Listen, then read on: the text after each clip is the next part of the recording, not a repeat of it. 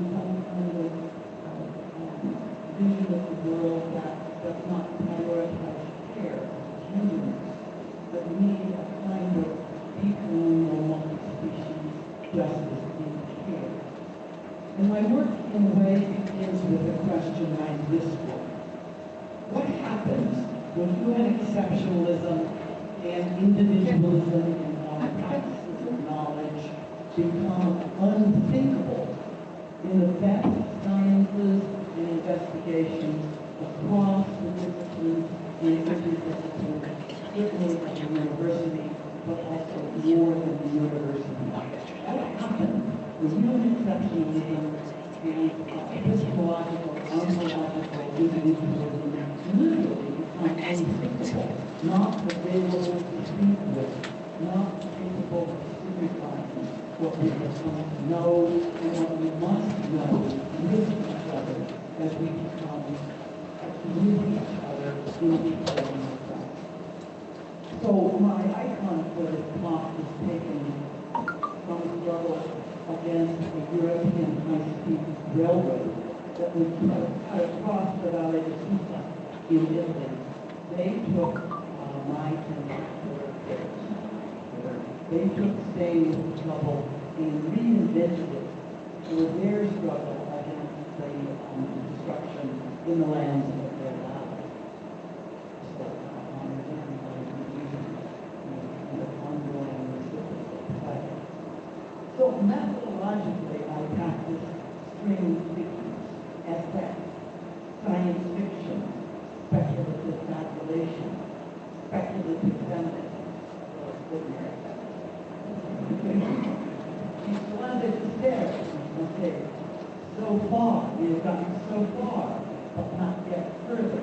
The splendid details of string figures and scientific fact is a very important part of my text day and my string figures, both fabulation and fact, both imagination and holding on to that which we have come to know.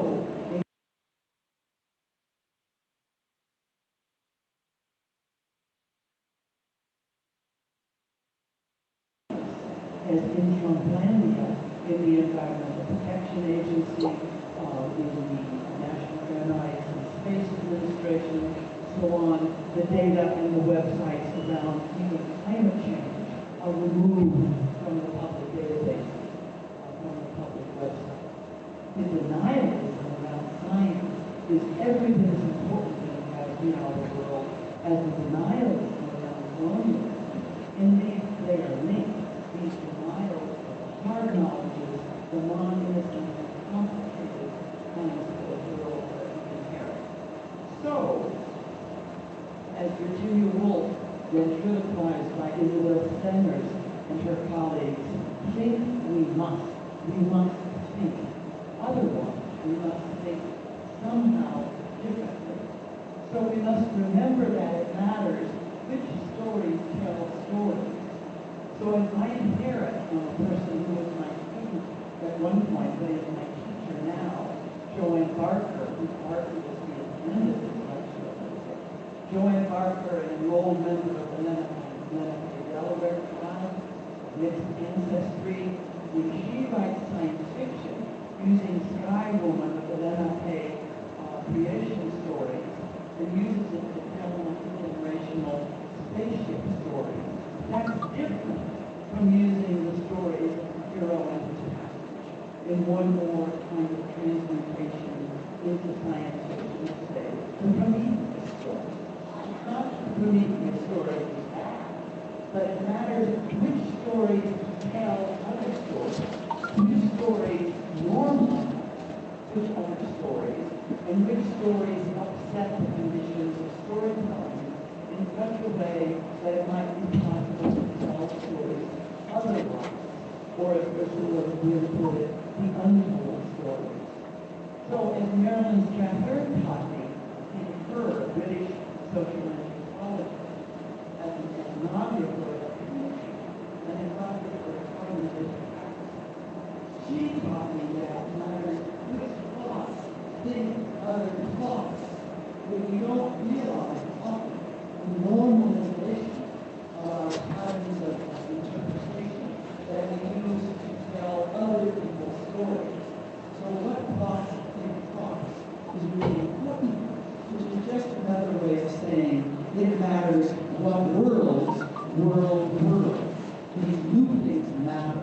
They are my practice of SF or string figures.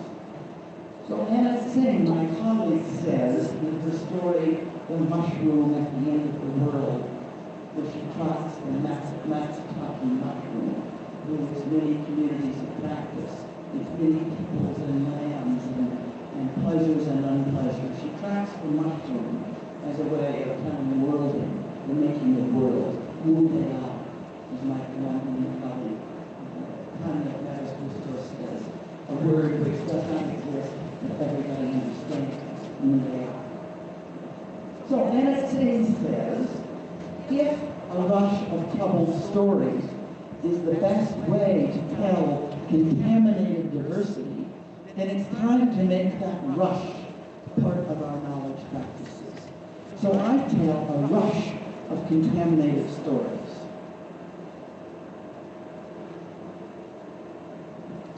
Thulucene, Earth of 1,000 threads.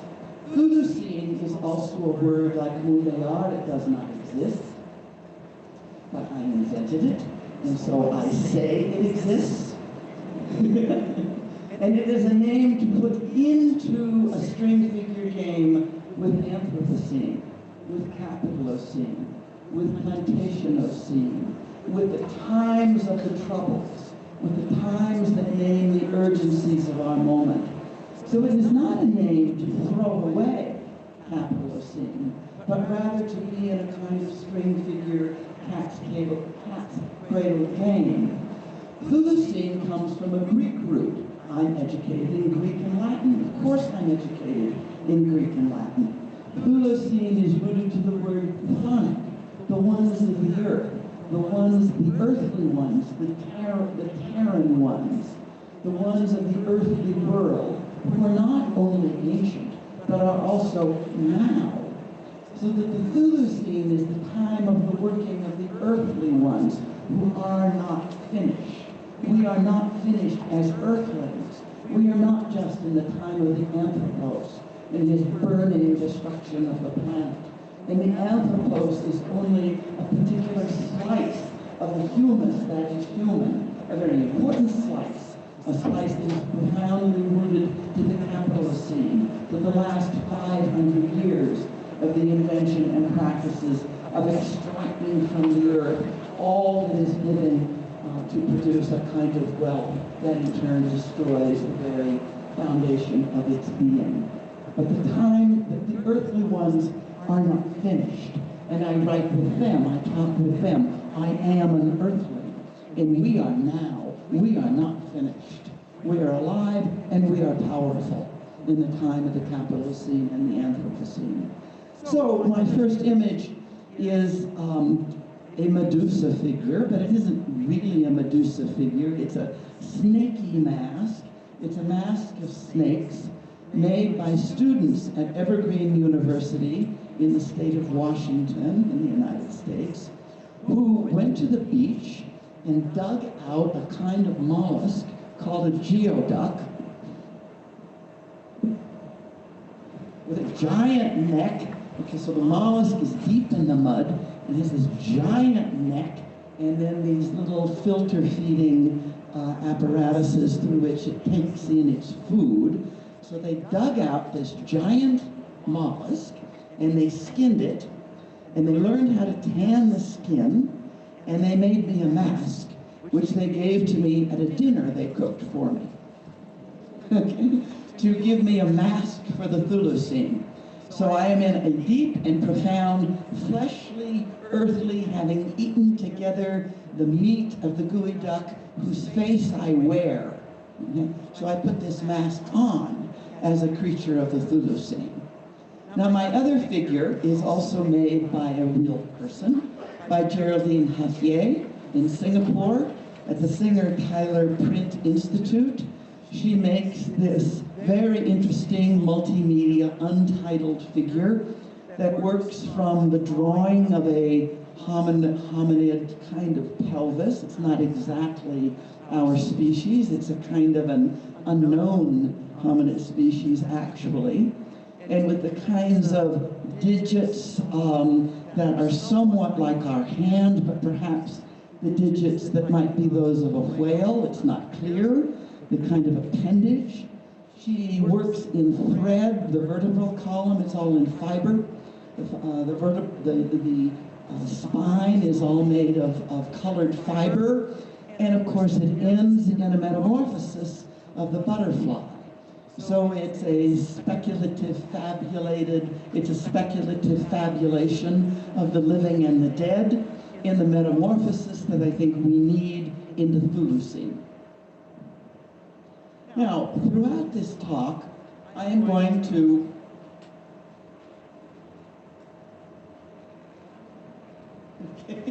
where do I point this most? Okay, who is in charge? Okay.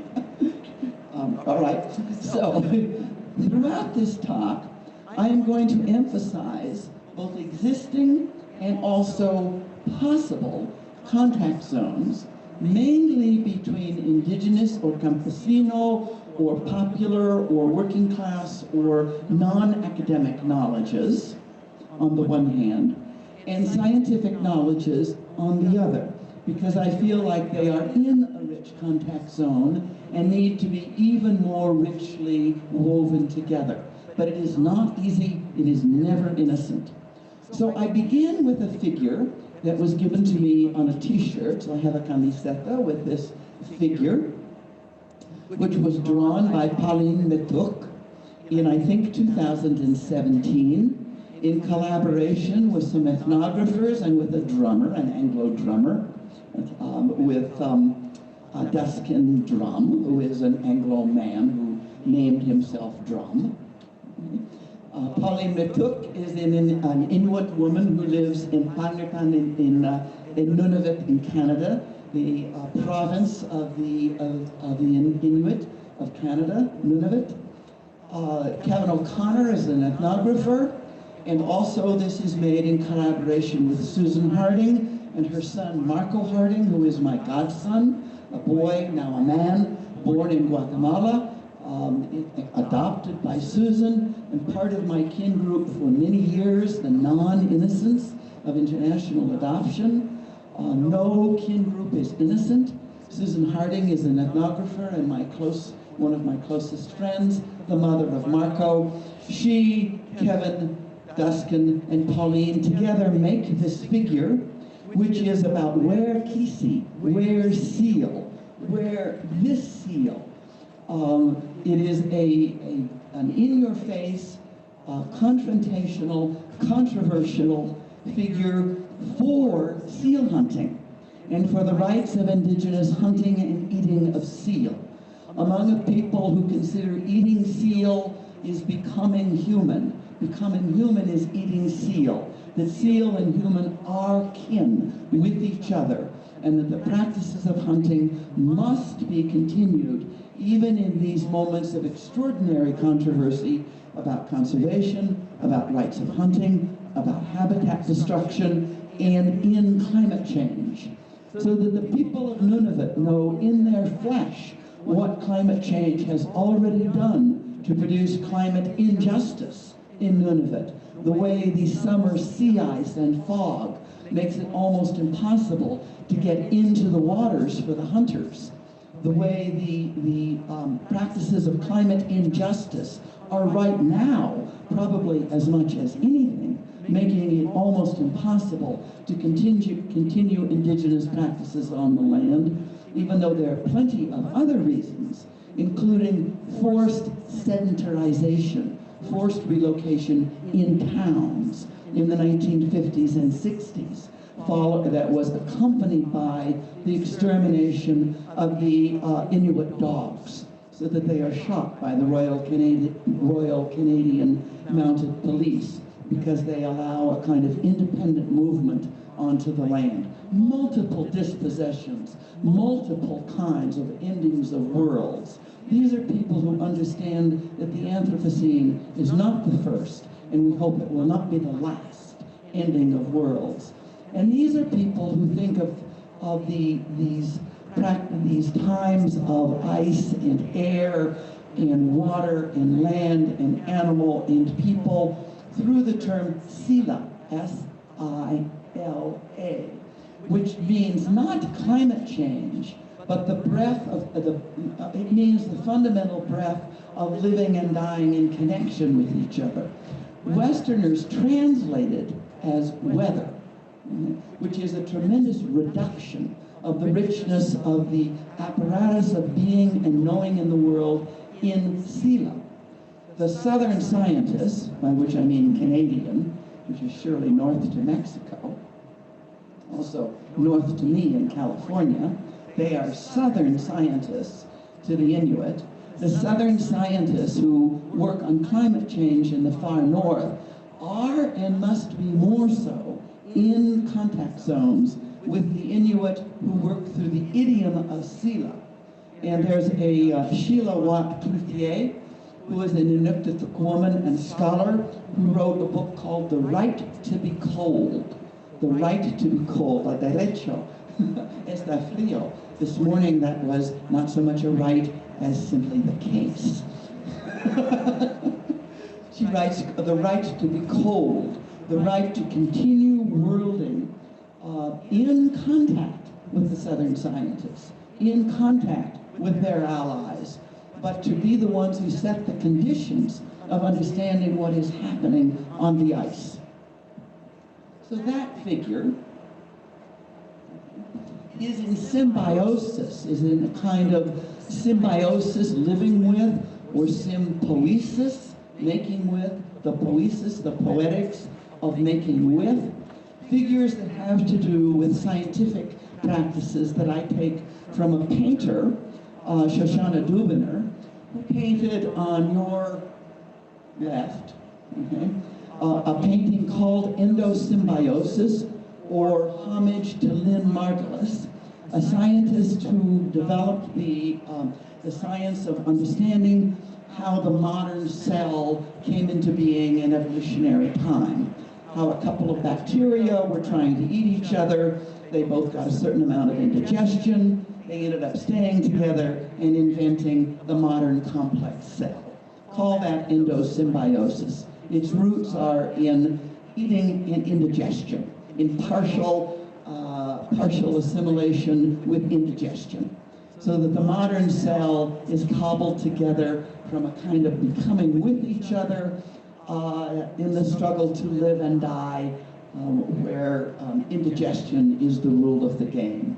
So endosymbiosis, the set of processes that biology, best practices biology these days, understands something like, we have always been lichens, or we have always been coral, or we have always been many. That there is truly no such thing as an organism all by itself, or a cell all by itself, or DNA all by itself.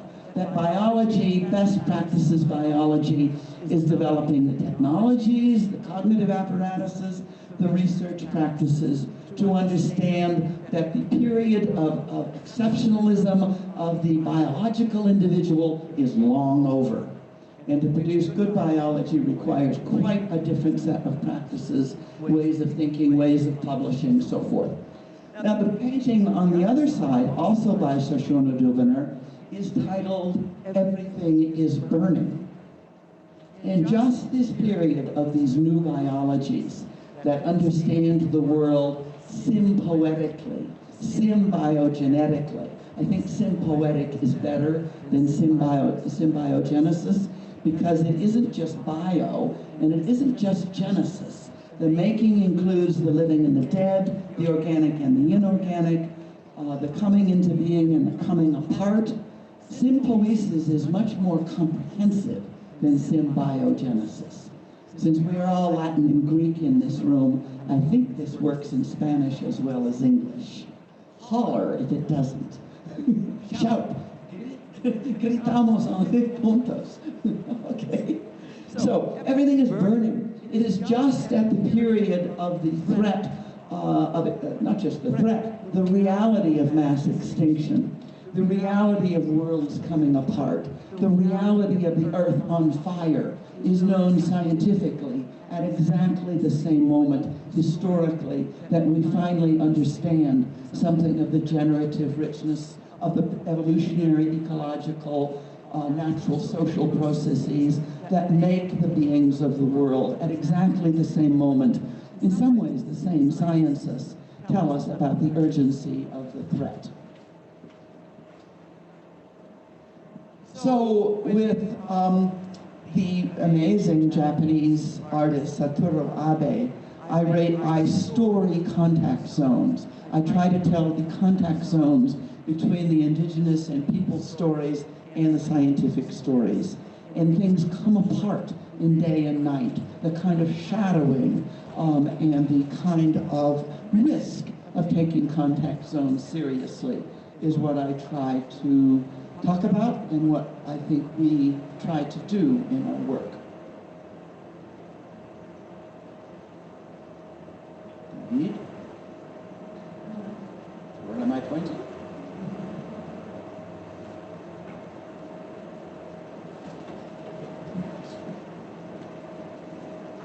Okay, you are my target. Not here. Okay, now I know my target. This will work much better. Okay. I'm going to divide the rest of the talk into 3 parts. The first I will situate in relationship to comparing and contrasting Colorado and the Colorado Plateau and the Colorado River and Diné Pequeya and the Navajo Nation and the people who call themselves Diné, who are Navajo, and their practices of living and dying on Diné Pequeya or the Navajo Nation or the Colorado Plateau, with Michoacan and Mexico, specifically in relation to the questions of water, mining, extraction, climate justice, the kind of struggle for climate justice in these 2 places. The struggle for comprehensive multi-species environmental justice, including climate justice, in these 2 places. And I write with other scholars. Jennifer Nez Denetale on reclaiming Diné history has taught me an immense amount about how, as an Anglo-settler colonial woman, how I must approach the stories and histories of the Diné. The question of going traveling and going visiting, but going traveling and visiting without being completely stupid about what it takes to visit with care as a scholar. Kathy McCloskey and Martha Weisinger have written deep histories of the relationship of sheep to the Colorado Plateau and to the Diné, the history of the churro sheep, the history of wool, weaving, the trading posts, and I draw deeply from their stories. I begin, it's not true.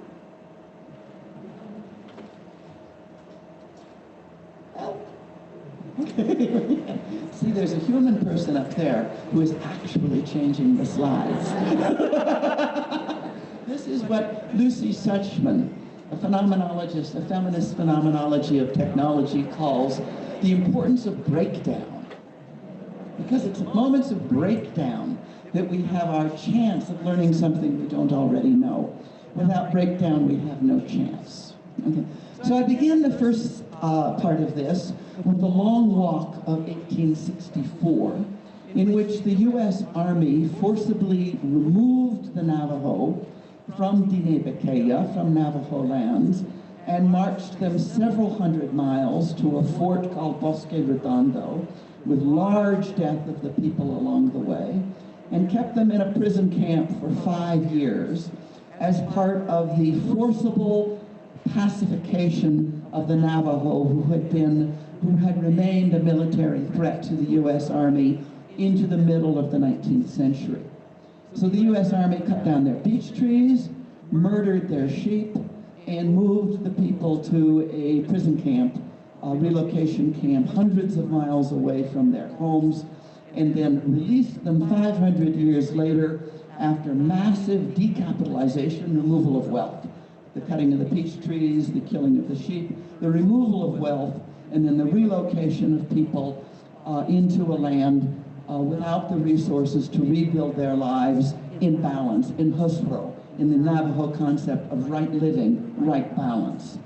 Even so, the Navajo reconstituted their herds, reconstituted their weaving, reconstituted their way of life, but notice during this entire period, up until the 1960s, Navajo, when they sheared their sheep and brought their wool to the trading post in exchange for flour and sugar, coffee, what they needed, perhaps tools, they were forced to sell their weavings, not just their wool, but their weavings, which take thousands of hours to make, as if they were raw wool. So they sold them by the pound.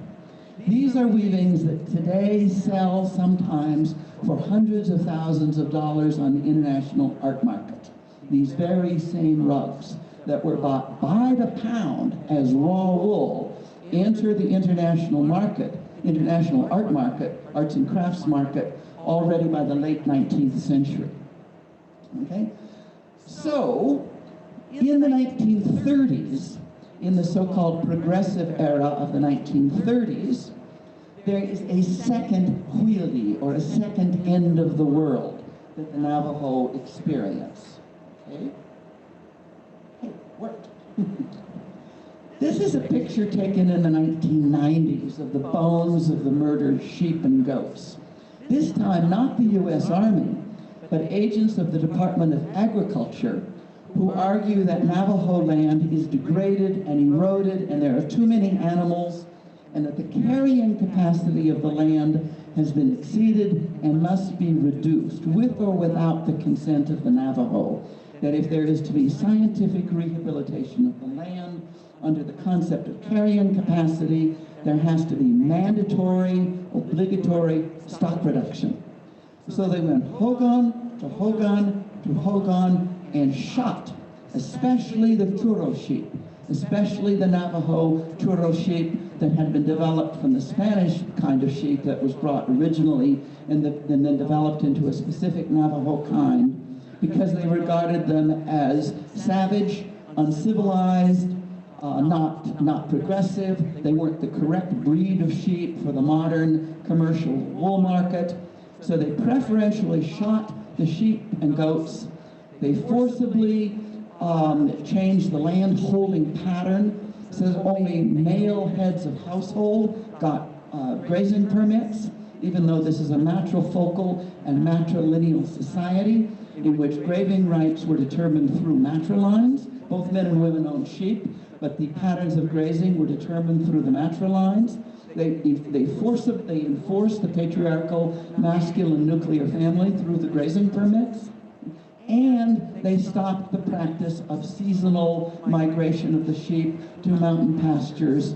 So they enforced landholding, a grid landholding pattern. This was such a massive decapitalization of the Navajo that to this day they have really not recovered economically. And I assure you that the hostility and suspicion toward all things scientific remains very deep among the Navajo. The failed contact zone between the Navajo concept of husro, or right balance, and the scientific capacity of what kind of density of animals and plants and so forth are compatible with living on the land. The separation of nature and culture by the U.S. Department of Agriculture that felt that science was about nature and simply was the case about the world and did not have to be worked out with the people. The failure of a contact zone is my story here. Now, it's not just a story about sheep. Okay. It's also a story about partial reconstitution, including today, of the herds of the Navajo and the practices of weaving, including fair prices for the rugs. So that on the right, you see a rug by a contemporary Navajo woman, whose name is Irene Benally, who also pastures her sheep, shears her sheep, weaves her rugs, and gets a fair price for her rugs, and is part of the active rehabilitation of Navajo sheep and wool practices in collaboration. Okay.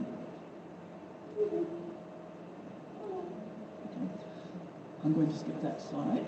Let's go. On we go. Next. Okay. In collaboration, who are also paying attention not just to the sheep, but also to the history of the mines and the water.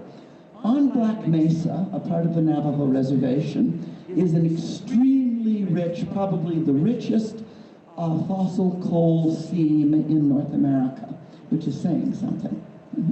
So the two very large open pit coal mines, the Kayenta mine and the Black Mesa mine, were developed by the Peabody Energy Company beginning in the 1950s, but especially the 1970s, and were tied to the extraction of water from the Navajo aquifer to make the coal into a slurry from the Black Mesa mine, to transport it by rail about 300 miles to the Mojave generating station to generate electricity to power the cities of the Southwest, Phoenix, Los Alamos, Santa Fe, Los Angeles, to burn that coal for electricity.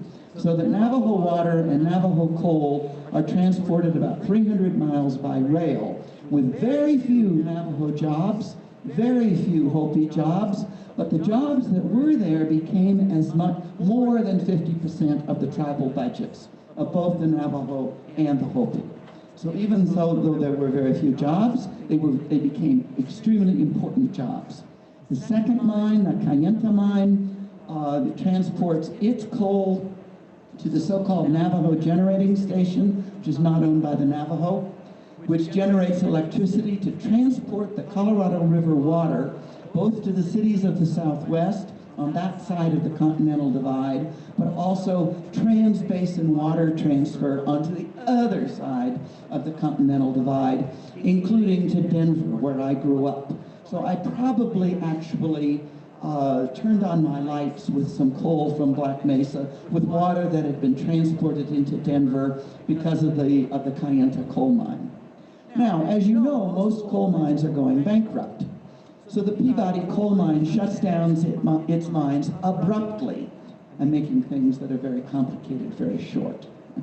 Shuts down its mines abruptly and abandons its labor force and hires cheap labor to shut the mines down, so that both the Navajo and the Hopi are abruptly without good jobs that have become absolutely essential to both the Hopi and the Navajo people, even though the pollution and the depletion of water. The aquifer has gone down so far that it no longer feeds the surface springs necessary to the herders. The pollution of the water, the depletion of the water, the exportation of the water from the lands of people who do not themselves have either electricity or water. This is not an unfamiliar story to those of you in Michoacan, but it is an extraordinarily powerful story in the U.S. Southwest. Now, of course, there has been an extraordinary amount of organizing in relationship to this. By the way, there's another piece of this. Not only are the jobs lost abruptly, but the company promises to rehabilitate the land with pinon, pine, and juniper, with the kinds of grasses that were there before, to make the land usable. But of course, they don't. They consider rehabilitation basically a kind of seeding of almost monocrop grasses that are of use to nobody. So that the so-called rehabilitated land is really wasteland. There's a wonderful book called Wastelanding by Tracy Voiles. This is actually about uranium in this same area. But wastelanding as a verb is a very important verb to understand what's been going on here.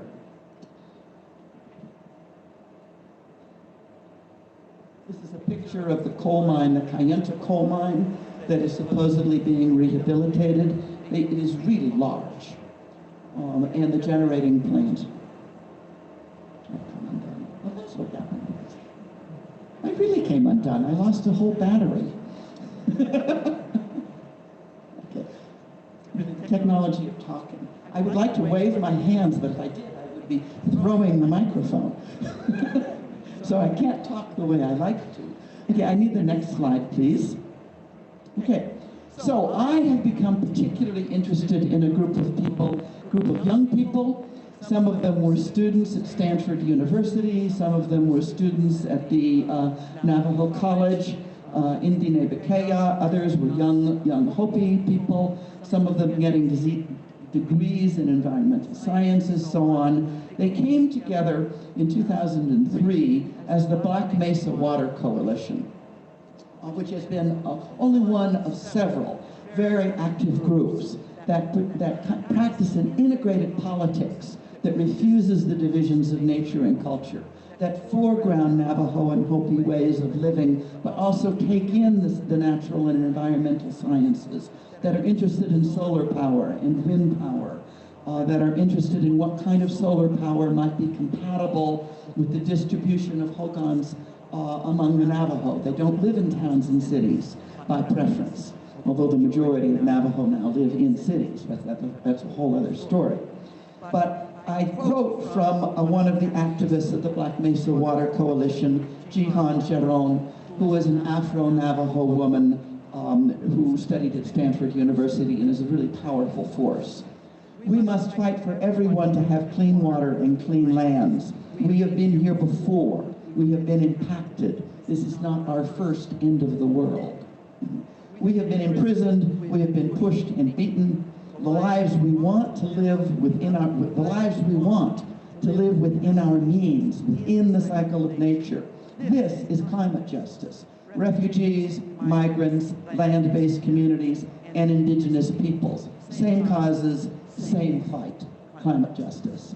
So the Black Mesa Water Coalition, I may have my own, I have it back, collaborated with an art collective in Phoenix with community muralists, with kids in the community, to do this amazing mural, Water Rights. They got a grant from a foundation that was funding water murals in different places around the world to dramatize the water crisis and fight for water justice. And you can see from this mural, and let me show you the close-up. You can see the four sacred mountains. You can see the wind power. You can see the solar power. You can see the crops. You can see the coal mining and the generating plants. And you can see the effort to produce, again, right balance, or husro, in the world. Okay. So now I go to Michoacan with, of course, a similar but different story. And I go with a butterfly which was made in Mexico. It's not clear who made it or when it was made. It's about 3 feet high. It's a marvelous mariposa. It's in an art museum in Canada, and it shows up in my book. It is impossible to credit properly the maker of this mariposa, but this sympoetic individual, the sympoetic butterfly, is my figure, my spirit, my figure for the next part of my story. I come to Michoacan to see the butterflies. I live in Central California, where a whole population of the Monarchs also spends the winter. I needed to see the butterflies in the winter here, in the butterfly reserves. I needed somehow in my flesh to connect the butterflies of Santa Cruz and the butterflies of Michoacan.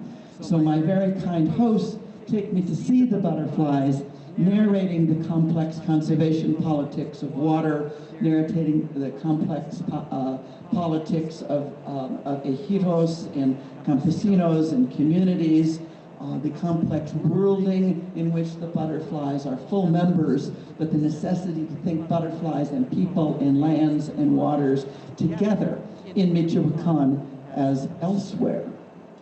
So I come to Michoacan actually inside a story called the Camille Stories, which I started writing with Fabrizio Terranova and Vincent Desprez in a workshop at a conference called Geste Speculatif, Speculative Fabulation, Speculative Gestures, in a workshop called Narration Speculative, Speculative Narrative.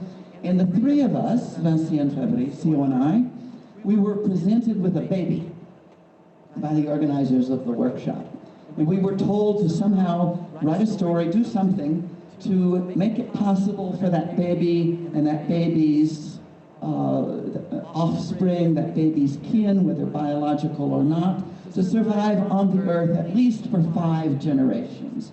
We had to write a story that got that baby through 5 human generations. So we wrote the beginning of a little story together that each of us has taken off in different directions in the Camille Stories. So Camille, neither male nor female, a name that is both and neither, belongs to a communities that begin to establish themselves in the early 21st century all over the world, in which each baby born into that community of a few hundred people needs at least 3 parents who will have no further babies. This is part of a stepwise decrease of human numbers, carefully and over several hundred years, as part of environmental justice and not as yet one more first world imposition. So it's a speculative fantasy, a speculative fabulation. Now every pregnant person, male or female, carrying the baby, makes another kind of promise, which is to the more than human world, and that is that baby will become biogenetically joined to a member of another species that will not have a future unless these people take care of the being of that critter. So Camille is joined to the monarch butterfly in the first generation. Now, the children in the subsequent generations can decide not to fulfill the obligations. They can decide not to do this, but they are born in order to be in a relationship of care and responsibility to the creature with whom they are symbiotically joined. The monarchs are not modified genetically, but the people are, both for pleasure and for function.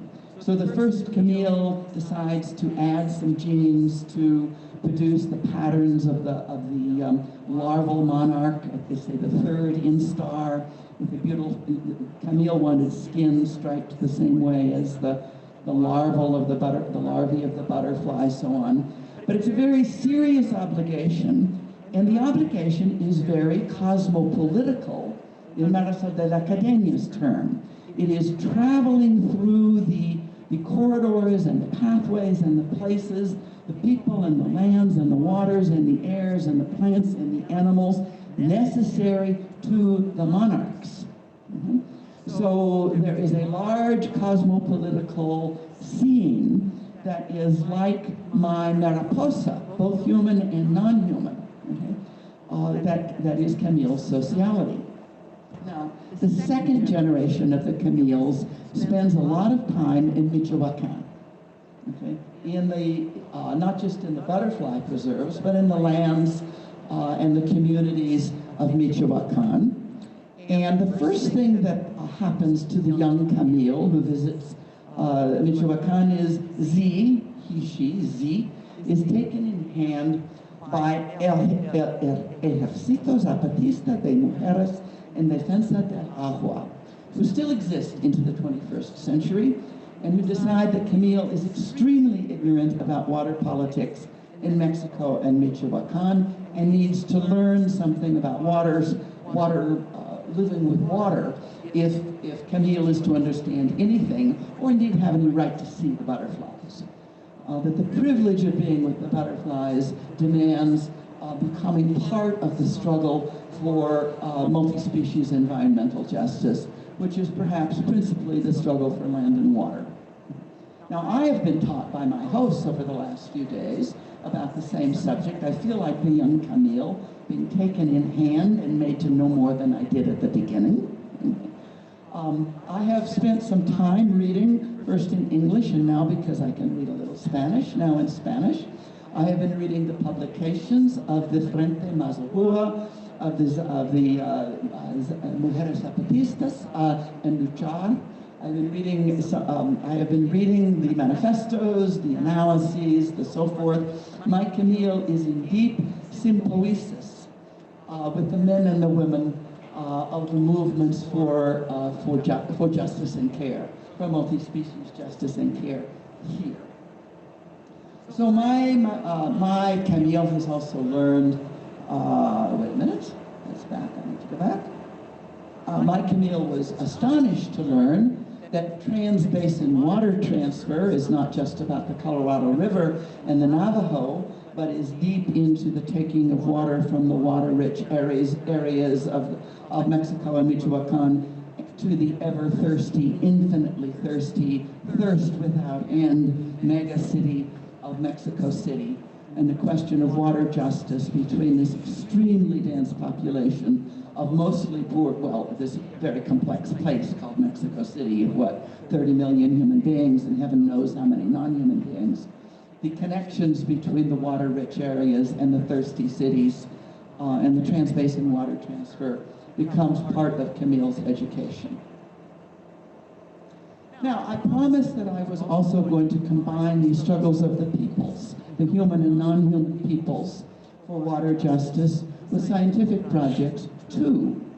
So I've informed myself a little bit. It's actually very shallow knowledge, but I know a little bit about what scientists are doing to give the butterflies a future. That's part of Camille's responsibility. And I know that there is a worker here in this city, at the other university, at Universidad Michoacán, Santa Nicola, here. That one. What she said.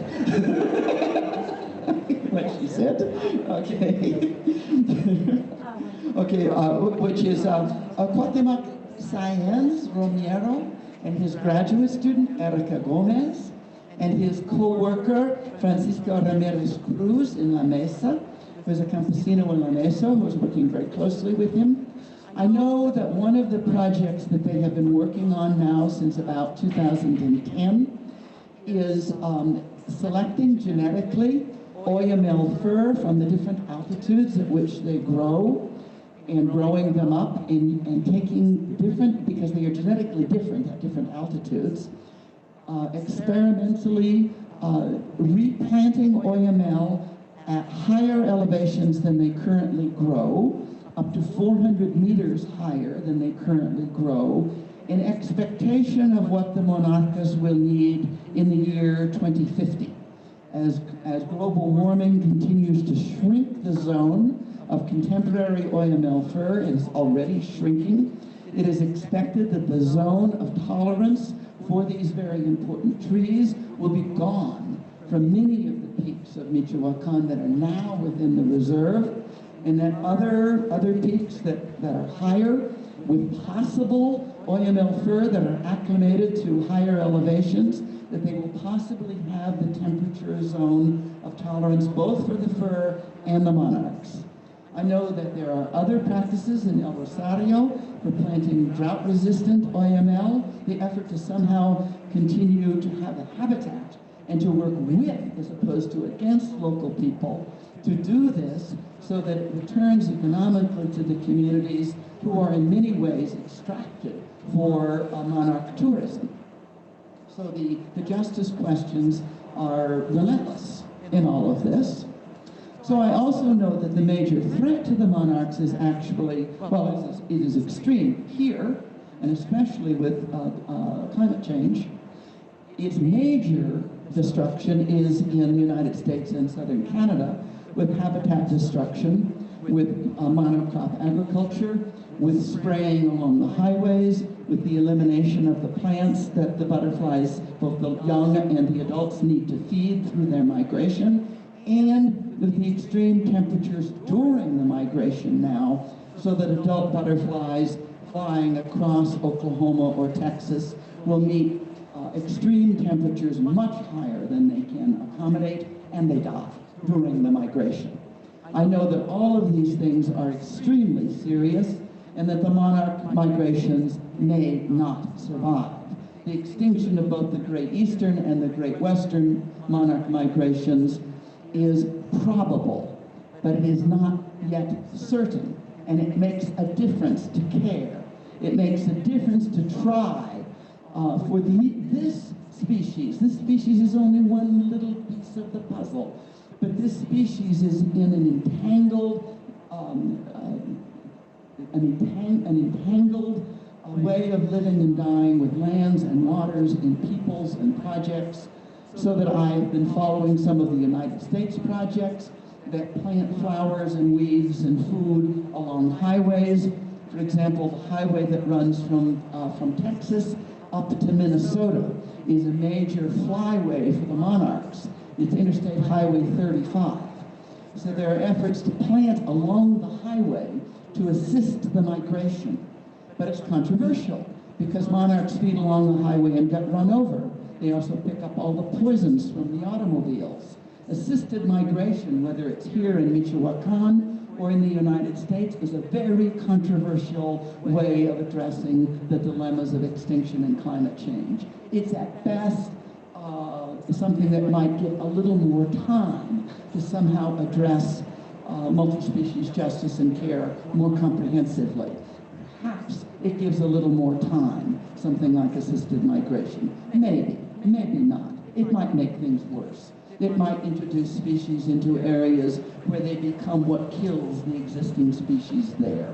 The peoples who are engaged in this project might be just as exploited as the coal miners of the Colorado Plateau, or not. It is in our hands. The string figure is in our hands. It matters what we do. There is no technical fix here. There is no social fix. There is no biological fix. There is the necessity to become with each other in caring for Odkin in multi-species justice and care. Those are pictures from the project for planting OML above their current zone, up to 400 feet higher.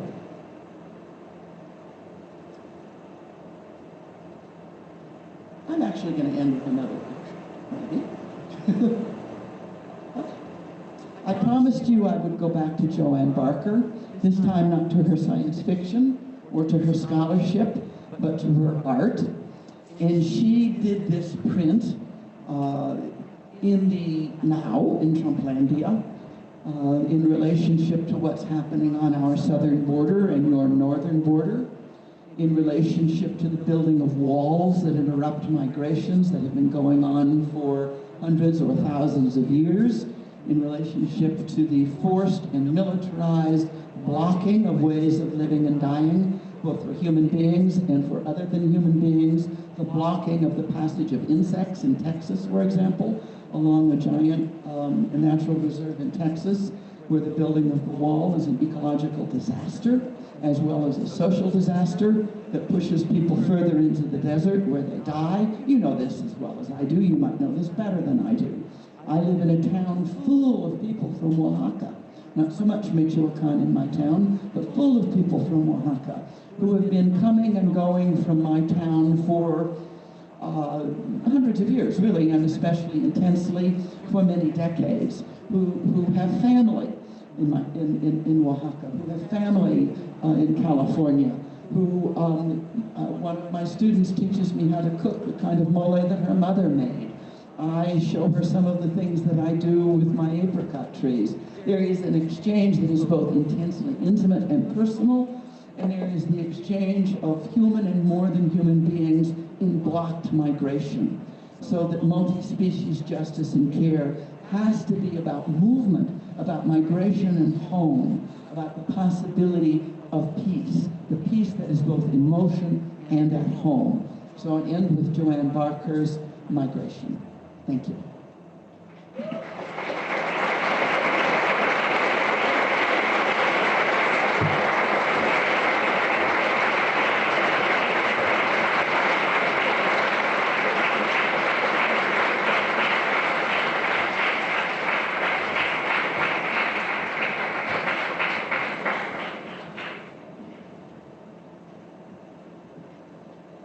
Bien, como mencioné al inicio, daremos un tiempo para preguntas y respuestas. El acuerdo con Donna es el siguiente: pueden plantear la pregunta en español o en inglés, como se sientan más cómodas, más cómodos. Yo haré mi mejor esfuerzo por traducirla si es que la plantean en español, y además ella entiende bastante bien el español.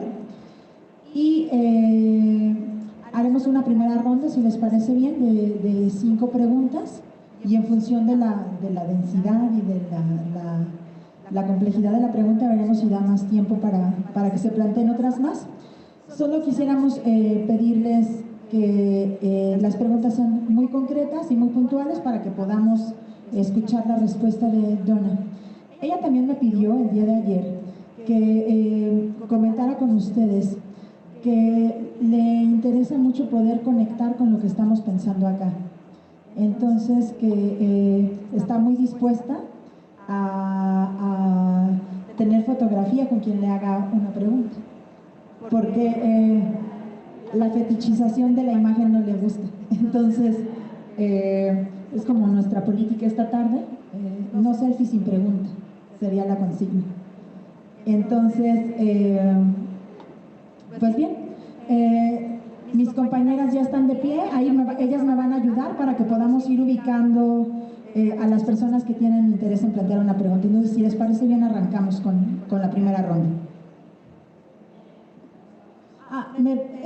Pablo, ¿podemos prender todas las luces para que podamos ver a todas las personas?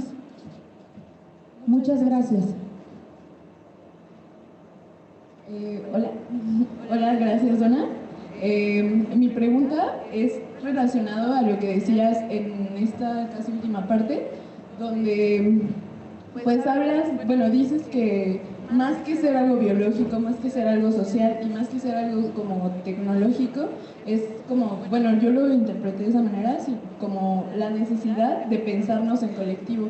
Entonces, como ¿qué estrategias propones tú para pensar con y pensarnos en colectivo en general, ¿no? Además de, por ejemplo, esas experiencias como el compartir, ¿no? Gracias.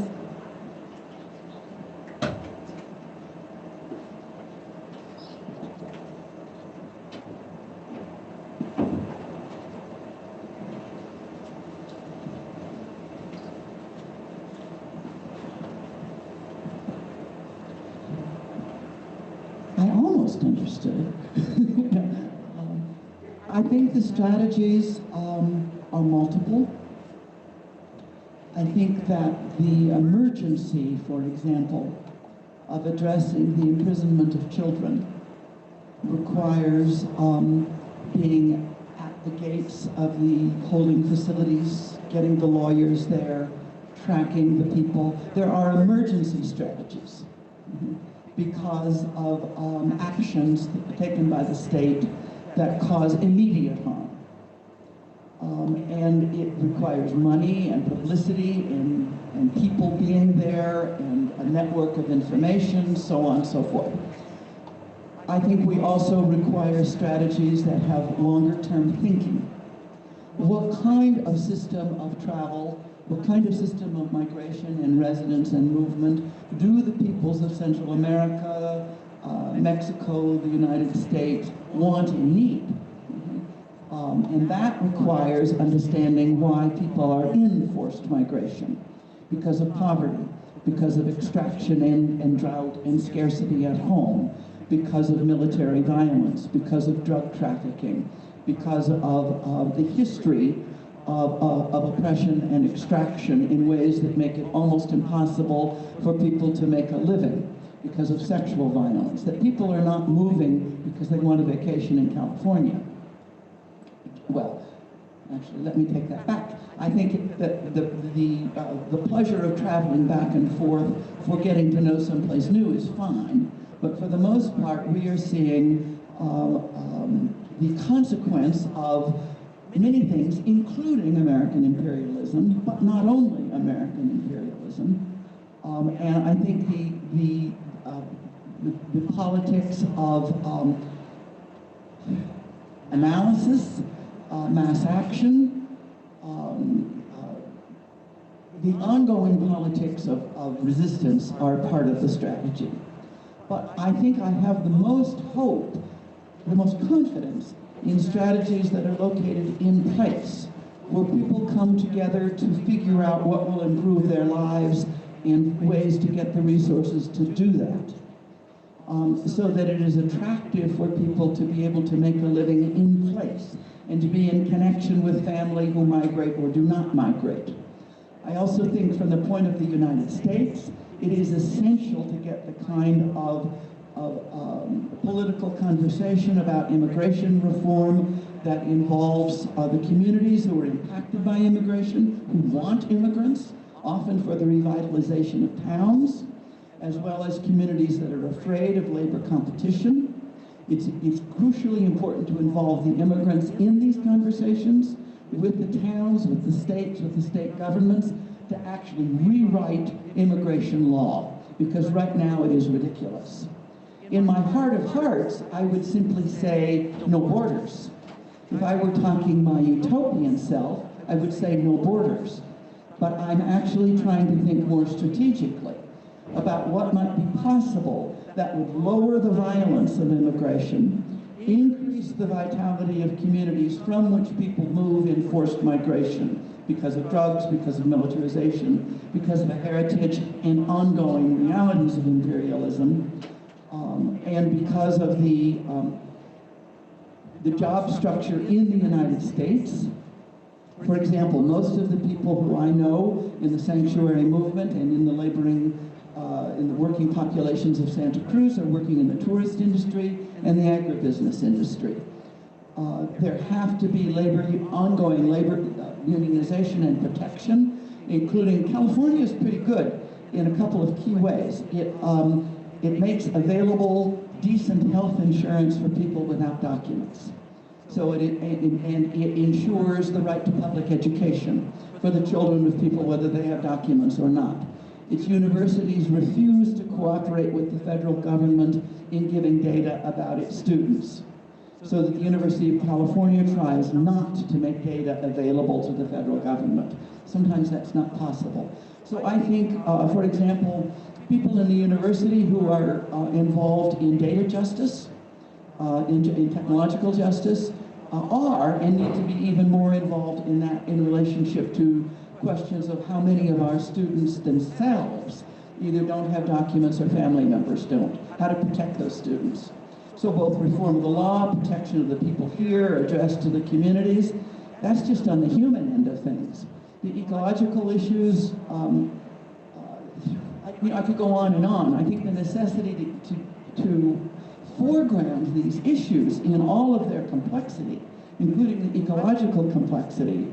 So I don't have a strategy. I just feel like this is where we need to be.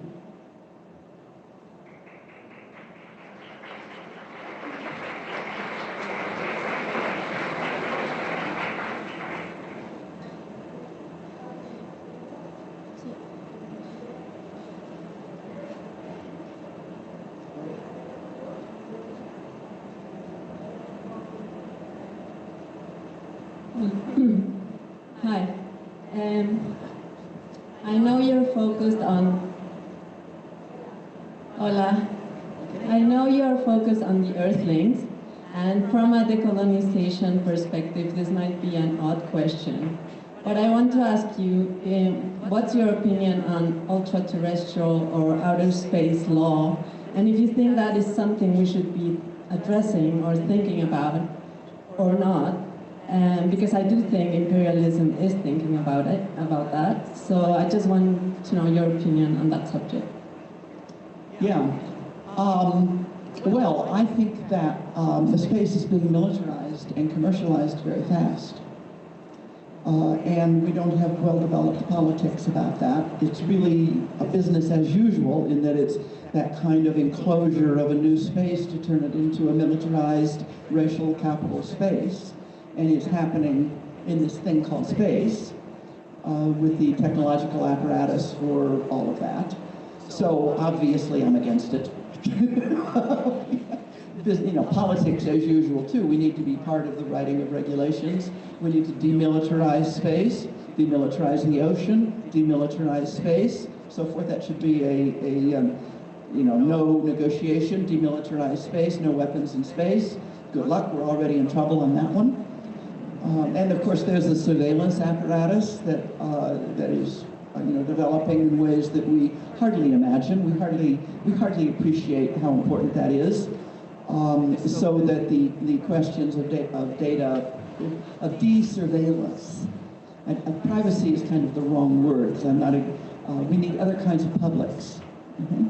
Now, all that said, I'm really super interested in these telescopes that tell us about, you know, distant galaxies, and I'm really interested in the physics of, I really want to support scientific knowledge. So I refuse to be anti-scientific in all of this. And I know too many of my colleagues who are really with me about demilitarization of space and are furious about the surveillance apparatus, who have no patience for the disregard of Native Hawaiians on the telescope on Mauna Kea, who are with the Hawaiians around for imperialist reasons, really, about the telescopes on Mauna Kea, but who you know, who really want to be part of I don't know, part of curiosity. And it takes money to fund curiosity like that. So I'm for money to fund that kind of curiosity, but I think slow science is the name of this game. We don't have to do it immediately. There are other things that are more urgent. So I'm all for that kind of science. Actually, I think science in general ought to be like the slow food movement. Yes, yes, yes, yes. And how to take in more self-reflection, more understanding of what kind of apparatus in the world this is, and who gets to participate, who lives and dies inside this scientific and technological apparatus. We need the structures for reflection and thinking. So, yeah, I'm for it, but if that's any answer to your question. And I like outer space stories and multi-generational spaceships, and my dog is named for a multi-generational spaceship. Anyway, you see the problem.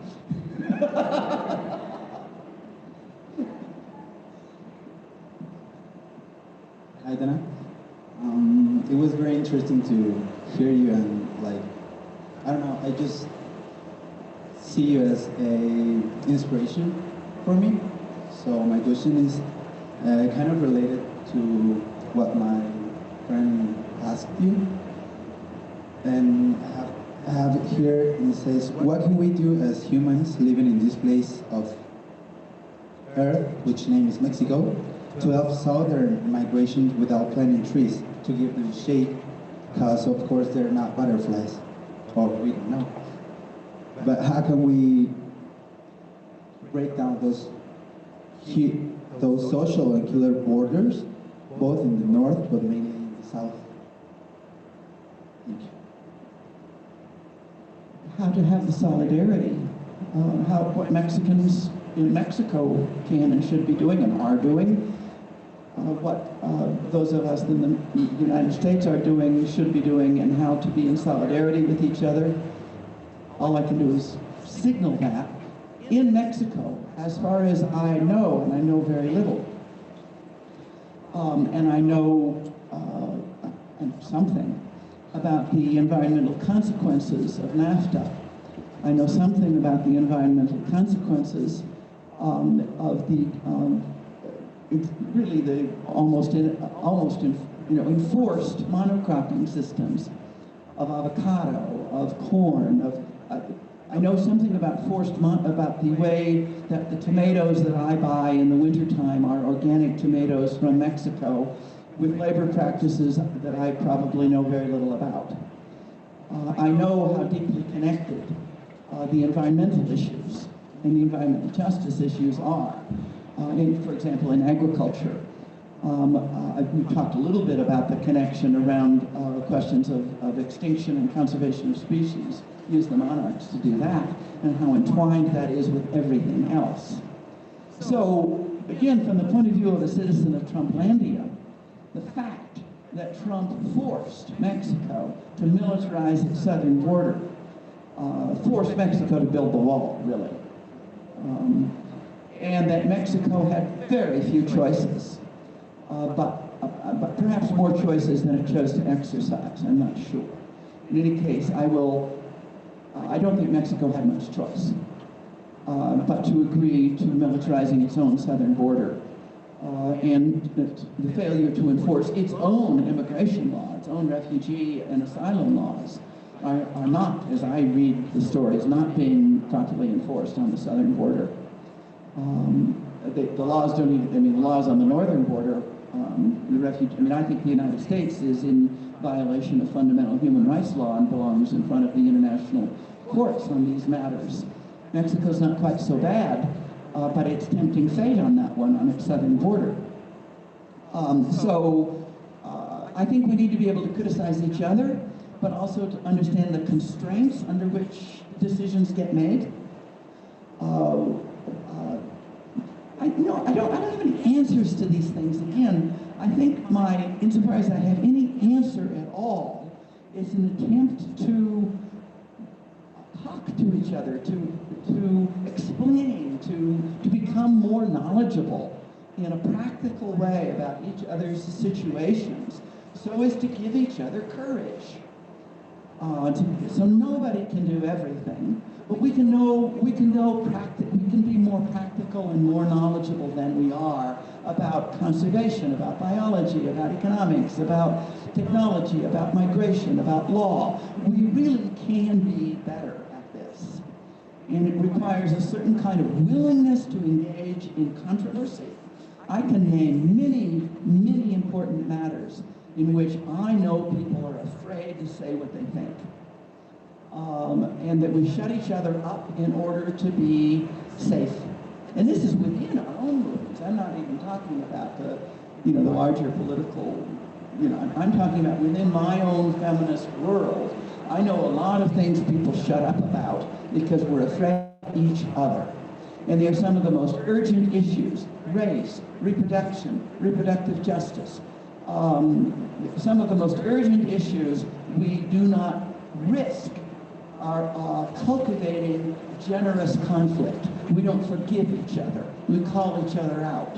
We exercise critique rather than a kind of practical, ongoing. We are afraid to make mistakes in our theoretical world, and so we become emotionally dead.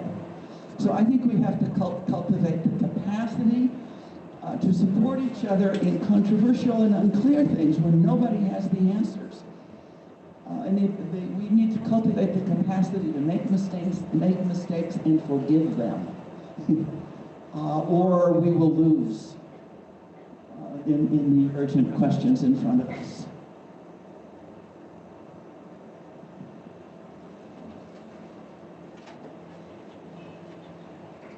Creo que sí.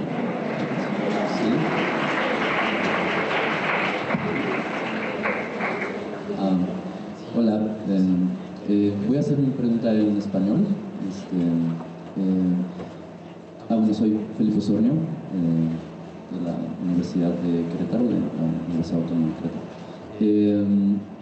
Quisiera saber su visión respecto al coronavirus, al nuevo coronavirus, en términos políticos en relación a cómo se ha manejado, por ejemplo, en medios de comunicación, que este brote surgió de una sopa de murciélago y cómo es que esto genera también un cierto impacto en la manera en que tenemos o sostenemos relaciones interespecie y prácticas con los animales y con otras especies, pues, y la paranoia y lo que está generando esta amenaza de un nuevo brote, ¿no?, de coronavirus. También puedo hacer la pregunta en inglés, digo, para de una vez la traduzco, ¿tú la traduces? Sí, claro. Well, I was just thinking about what's your vision on this brand new coronavirus that is now going on, like, into all the world, like this new threat, and what's your opinion on this kind of biopolitics around the different relationships between humans and other species, and for example with this coronavirus in particular, about this soup of this bad soup that they suppose that it bring this new threat onto us, and what's your opinion on why now we are worried about that kind of stuff and we don't take that the same worry in other environmental issues, and just when we have a threat like against us. So that's a hard one. People are afraid of dying of disease. We live in an epidemic-friendly global system that has, if you wanted to invent a densely populated world friendly to emergent diseases that would spread fast and scare a lot of people and produce chaos and violence and hatred and the rest, you could not invent a better system, a more epidemic-friendly system than what the current world is. Call it the capitalist scene, but in this case it's a pathenogocene. I don't know. That won't work. No, bad word. So, several things. It's no surprise that people are afraid of the killer virus. Popular culture is full of it. Movies, fantasies, the killer virus, it's invisible, it moves fast, and it can kill many millions of people very fast. People know about the flu pandemic of the early 20th century and how many millions of people were killed very fast. And that was a kind of a small epidemic compared to what could happen now. People know this. So it's no surprise that people react urgently in a way they fail to react to things that are every bit as important and really more deadly. This disease is very bad. Probably it won't be that deadly. We'll see. Well, at the same time, the public health apparatuses of the United States have had their funding cut. The public health apparatuses of the state, and I don't mean, I think there are state responsibilities, and public health is one of them, and that takes money and investment and cultivation and scientists and field workers and ethnographers and community health workers and on and on and on. The whole apparatus of public health that is a state responsibility has been really underfunded and has, become worse, not better. China thought it had a good one, we'll see. It's acting in really strange ways by quarantining however many tens of millions of people it's trying to quarantine. It's like the old Navy ports where they're trying to close the port and quarantine the epidemic with the Navy, which is the origins of the history of public health and military, as probably everybody in this room knows. And people are really, really not educated about the biology of disease. We need way better biology education from tiny kid on. People are anti-science, and they, who are anti-vaccination, pro-measles, that's not fair, maybe, well, actually it is fair. We allow ourselves to be really foolish about biological knowledge. We don't treat the care and feeding of scientific facts with the same attention as the care and feeding of important indigenous stories. Both require care and feeding. Both are politically complicated. Neither is innocent. We really need to do both. And sometimes it's hard to do both at the same time.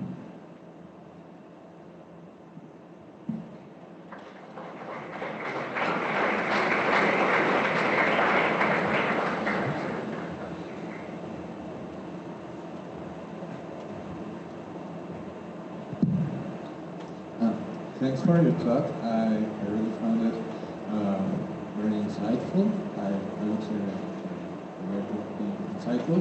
But my question was the next one. We see this situation about not only... yeah, thanks.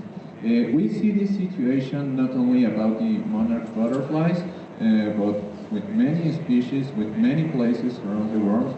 And I see this, and you tell us also that this demands a reconstruction, a reconception, not only about the species, about social frameworks, about ecological frameworks.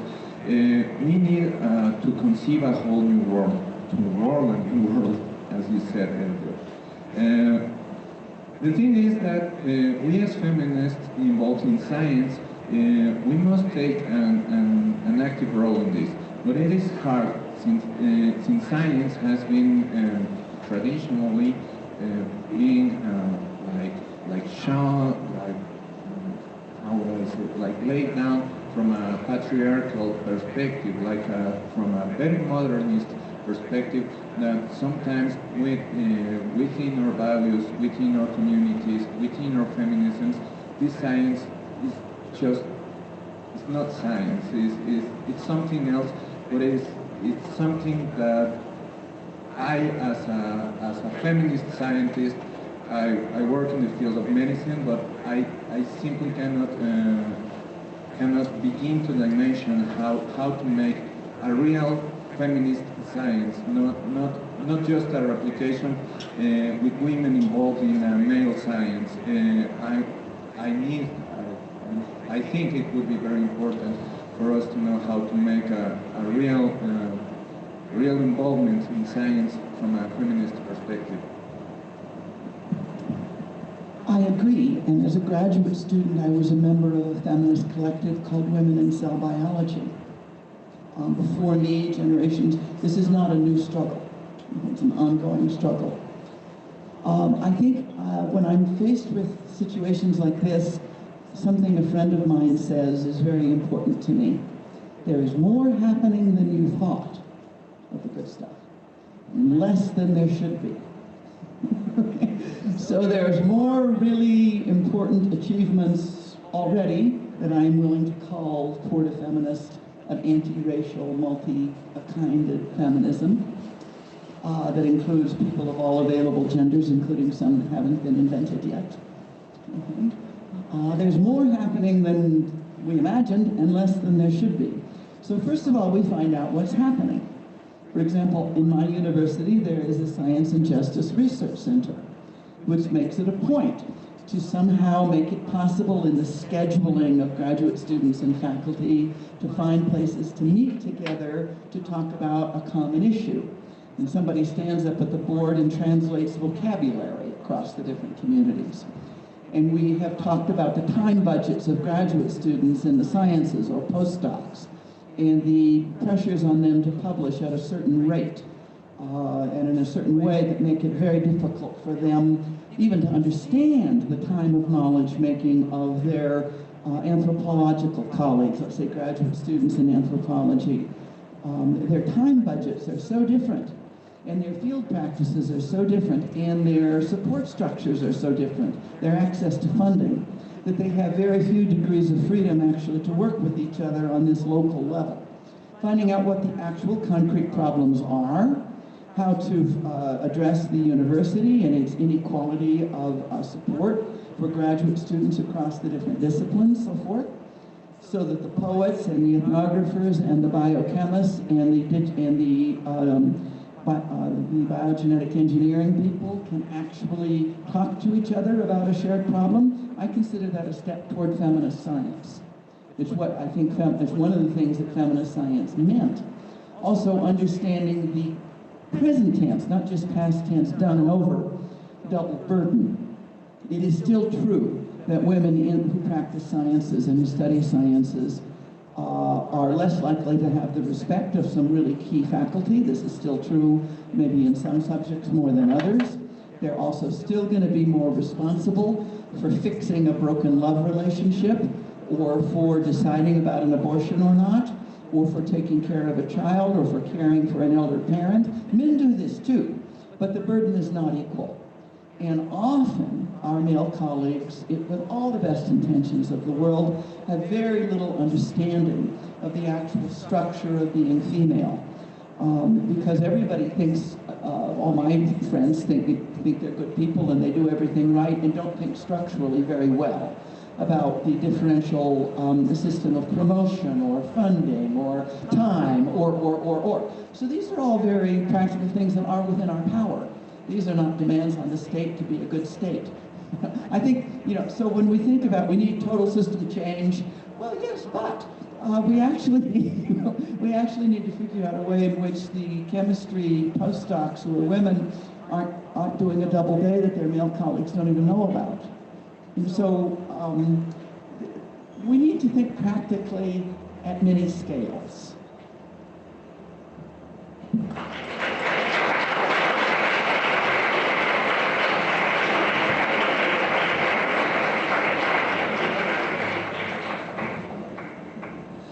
Pues muchas gracias a todas, a todos por acompañarnos.